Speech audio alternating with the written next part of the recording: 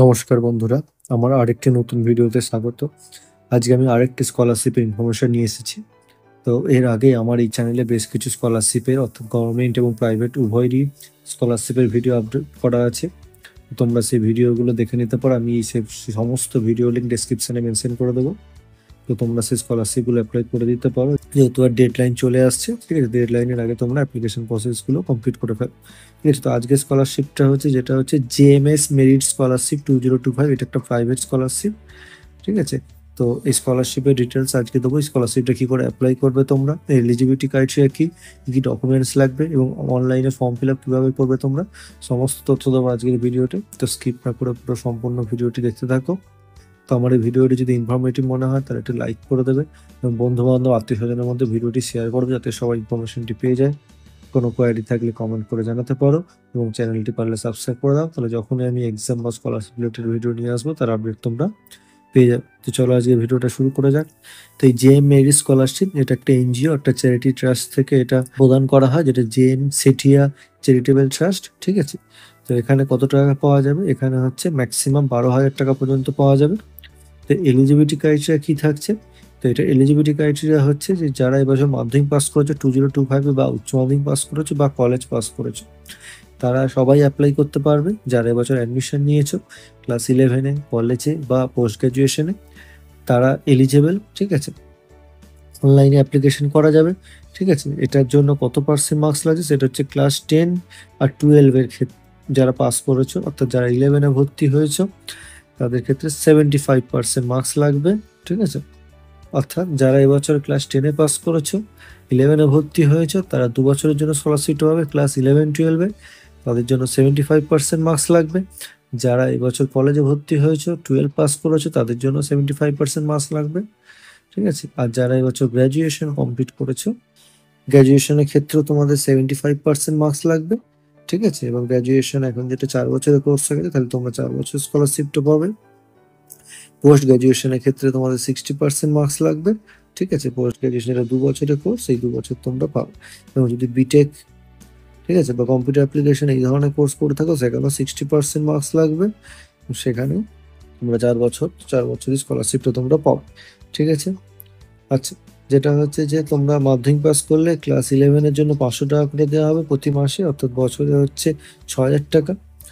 যদি তোমরা গ্র্যাজুয়েশনে পড়ো, ঠিক আছে, বিএ, বিএসসি, বিকম, তাহলে তোমাদের পাওয়া যাবে মাসে 600 টাকা, অর্থাৎ 7,200 টাকা বছরে। আর engineering course, medical course, pharmacy, law এর ক্ষেত্রে বছরে হচ্ছে 12,000 টাকা, অর্থাৎ প্রতি মাসে 1,000 টাকা করে। অর্থাৎ যারা এবছর ক্লাস 10, 12 বা গ্র্যাজুয়েশন পাস করেছে তারা এটা অ্যাপ্লাই করতে পারছো।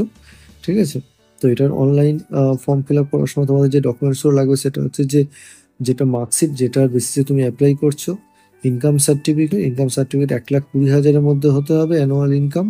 ঠিক আছে, তারাই এলিজিবল। ঠিক আছে, আচ্ছা, এবং ফুল টাইম কোর্সে কিন্তু অ্যাডমিশন নিতে হবে, সেই অ্যাডমিশনের ডকুমেন্টস লাগবে এবং পাসপোর্ট সাইজ ফটো লাগবে। ঠিক আছে, এবং এটা অ্যাপ্লিকেশনের লাস্ট ডেট হচ্ছে 31 জুলাই। 31 জুলাইয়ের মধ্যে এটা অ্যাপ্লাই করতে হবে। ঠিক আছে, এবং তারপরে সিলেকশন প্রসেস হবে। ফর্ম ফিল আপ করা মানেই কিন্তু সিলেকশন নয়, সিলেকশন প্রসেসের মধ্যে দিয়ে যাবে এবং সিলেকশন হওয়ার পর ফাইনালি তার টাকাটা ক্রেডিট হবে। ঠিক আছে, তো আমি এই অফিসিয়াল ওয়েবসাইটে চলে এলাম। এটা অফিসিয়াল ওয়েবসাইট, ঠিক আছে, জেএম সেঠিয়া চ্যারিটেবল ট্রাস্টে। ঠিক আছে, এখানে গিয়ে দেখুন প্রথমে আমি যে লিঙ্কটা দিয়ে দেবো ডেসক্রিপশনে, সেই লিঙ্কে গেলে ডাইরেক্ট কিন্তু অ্যাপ্লিকেশনে চলে আসবে। এটা লাস্ট ডেট রয়েছে 31 জুলাই। ঠিক আছে, তো এখানে গিয়ে রিকোয়ার্ড ডকুমেন্টস দিয়ে ফর্ম ফিল আপ করতে হবে এবং এটা কিন্তু সিলেকশন প্রসেস কিন্তু আগস্টে হবে এবং সেপ্টেম্বর, ঠিক আছে, এর টাকা আসা শুরু হয়ে যাবে। ঠিক আছে, প্রথমে জেনারেল ইনফরমেশন দিতে হবে। ঠিক আছে, তোমার প্রথমে হচ্ছে যে তোমার নাম দিতে হবে। ঠিক আছে, নাম দিয়ে তোমার ফটো আপলোড করতে হবে, সন বা ডটার অফ, মানে গার্জেনের নাম দিতে হবে, বাবার নাম দিতে হবে, date of birth, mobile number, email ID, postal address মানে বাড়ির অ্যাড্রেস, পিনকোড, টেলিফোন নাম্বার। ঠিক আছে, তোমার স্টেট সিলেক্ট করতে হবে। ওয়েস্ট বেঙ্গল হলো ওয়েস্ট বেঙ্গল, সিটি সিলেক্ট করতে হবে, এখান থেকে ক্লিক করে সিলেক্ট করা যাবে। ঠিক আছে, মেনশন সিটি নেম। ঠিক আছে, তারপর হচ্ছে সিলেক্ট ইউর ডিস্ট্রিক্ট। ঠিক আছে, ব্যাংক ডিটেলস দিতে হবে। ঠিক আছে, ব্যাংকের অ্যাড্রেস, আইএফসি কোড এগুলো লিখবে। ঠিক আছে, আচ্ছা, কত মার্কস পেয়েছো লাস্ট, কোন স্কুলে থেকে পাস আউট হয়েছে সেই স্কুলের অ্যাড্রেস। ঠিক আছে, select your school state, select your school city, এগুলো সিলেক্ট করতে হবে। আচ্ছা, স্কুলের পিনকোড, তারপরে কোন সাবজেক্ট ছিল তোমাদের সেগুলো টিক করতে হবে, ঠিক আছে? যে সাবজেক্ট ছিল সেগুলো টিক করতে হবে, একের বেশি টিক করা যাবে যেহেতু তোমাদের একের বেশি সাবজেক্ট ছিল প্রিভিয়াস ইয়ারে, ঠিক আছে?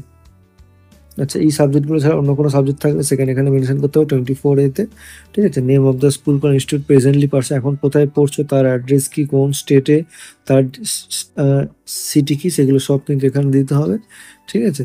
এবং যে স্কুলে পড়ছো তার পিনকোড, ঠিক আছে?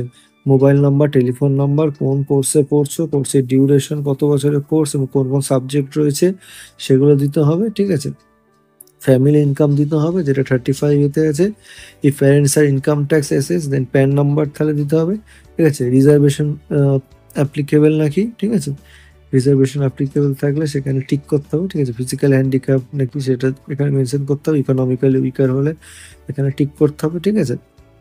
এবার চেক লিস্ট হচ্ছে সেই ডকুমেন্টসগুলো আপলোড করতে হবে, মার্কশিট, ইনকাম সার্টিফিকেটের কপি আর রিজার্ভেশন থাকলে যেটা চুজ করেছো সেটার ডকুমেন্টস, ঠিক আছে? এই 3টে ডকুমেন্টস আপলোড করতে হবে, ঠিক আছে?